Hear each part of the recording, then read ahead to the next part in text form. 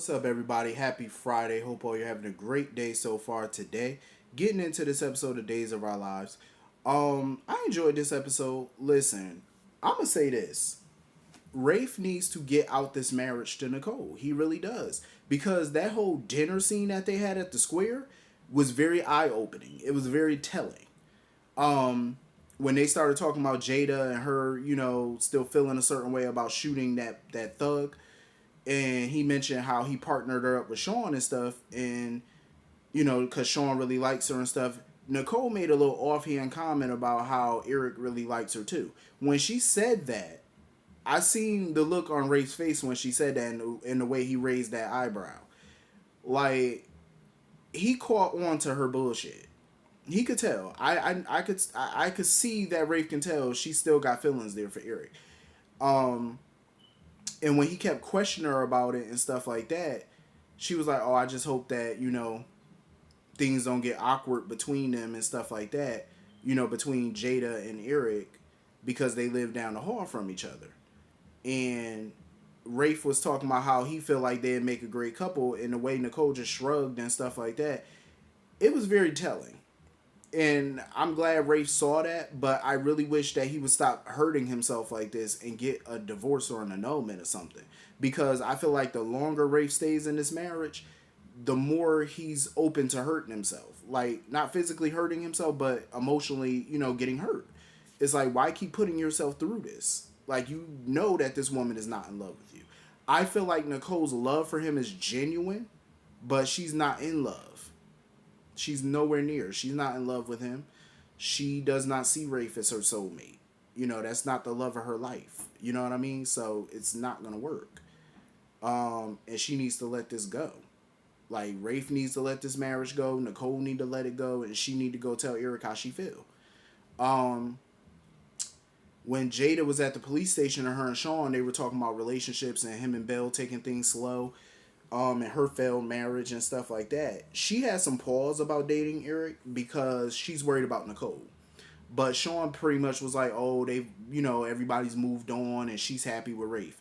Jada, trust your instincts. Do not listen to Sean. I'm just putting it out there. Don't listen to him. Trust your gut. Trust your instincts, and walk away from this relationship, or this dating situation with Eric, because I really don't want to see Jada get hurt by this foolishness.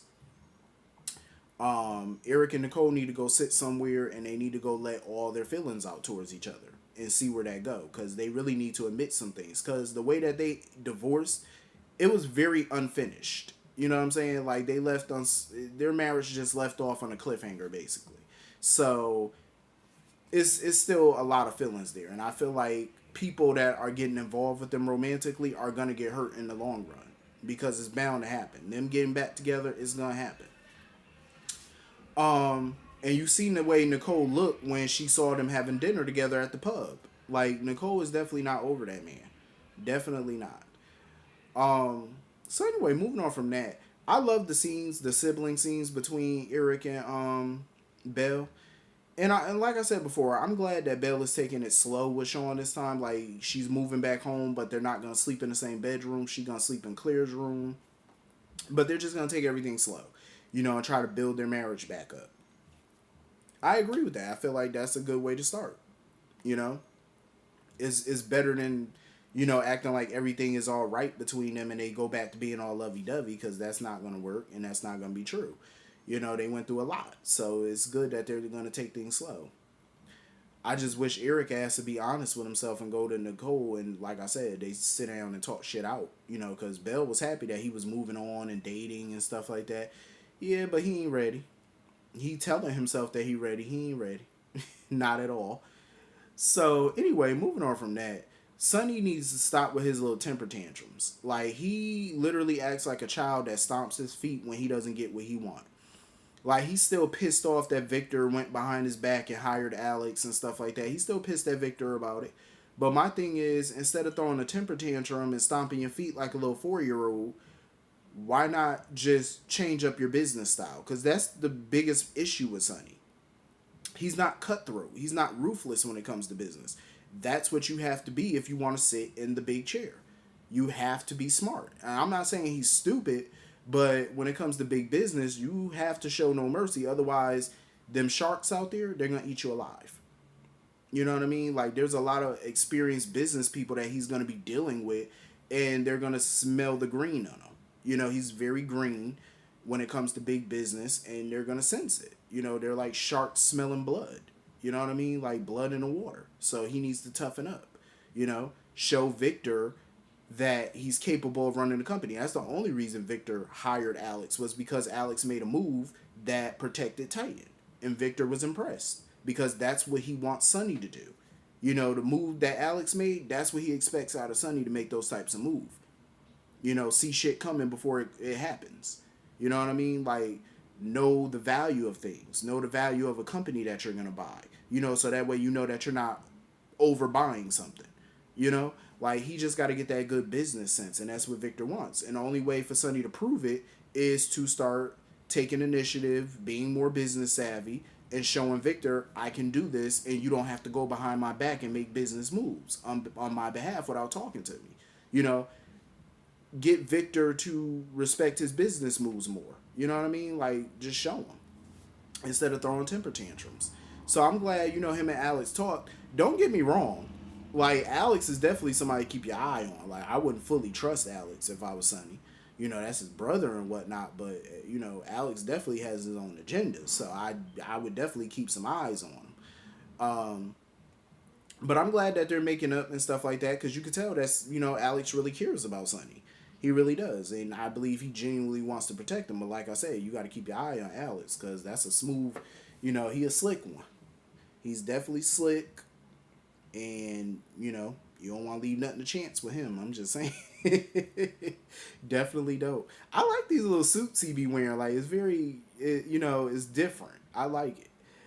Um, he getting ready for his little rendezvous with Allie and Chanel. I hope they show that, because I can't wait to see it. Like, that's gonna be hilarious. So anyway, moving on from that, Chad needs to relax. Like, I understand he don't like Leo, and you know he believed Leo could have killed Abigail and stuff like that. But the way he marched him down to that police station and pretty much demanded that Sean arrest him, all because Thomas pointed out that Leo was at the house that night that Abigail died. Even though Thomas pointed him out, that does not mean Leo killed her. You know what I mean? And then on top of that, Clyde ID'd Leo. You know what I mean? Like, he told Chloe, Brady, and Nancy that, you know, he could pretty much link Leo to Abigail's jewelry. So that's another piece of evidence. And, you know, by the time Rafe got down to the station and he talked to Leo and stuff, he didn't have enough to arrest him. And Chad was pissed. He was like, no, I want him locked up. But that's not how the judicial system, that's not how the legal system works. You can't just lock people up off of circumstantial evidence. I mean, you can try, but they don't have enough. I mean, all you have is a child who can put him at the house the night of the murder. That's all you got. And now you have Clyde coming in who can pretty much link Leo to the jewelry. Still, that's all circumstantial evidence. Any halfway decent defense attorney can poke holes in that. You know what I'm saying? Like, just because he broke into the house, they could say, well, he broke into the house to steal some jewelry. Just because he did that doesn't make him a murderer. Y'all don't have the smoking gun. You don't have a witness who actually saw him kill Abigail. You don't have the murder weapon with his prints on it. So you don't have that smoking gun. You just have a child who can put him at the house at you know, on the day of the murder. You have Clyde who can link him to the jewelry. That's all you got. That's not enough. Unfortunately, it's not enough. And I don't see Leo as no murderer. He's a lot of things, and I wouldn't put nothing past anybody, but a murderer, I don't see it. Not from him. I definitely do not. Chad is just going to have to relax. Like, I know it's hard, you know, because he wants justice for his wife. I get it, but it's a process. You know what I'm saying? You can't just accuse everybody who's a suspect. You can't just flat out say, well, he killed my wife. Then you get a new suspect. No, she killed my wife. You can't do that. That's not how that works. Chad need to calm down. You know what I mean?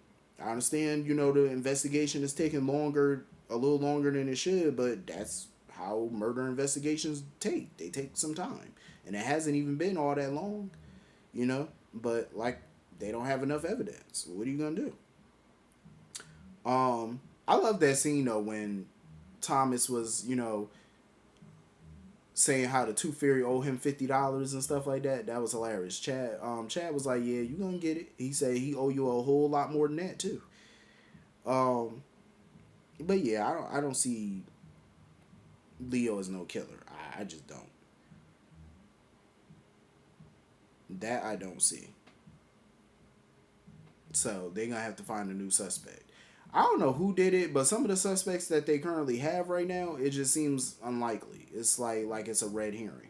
You know what I mean? But hopefully they wrap this up soon. Anyway, that's pretty much the whole episode. Hit the comment section, let me know what you all thought, and I will see you all later. Peace.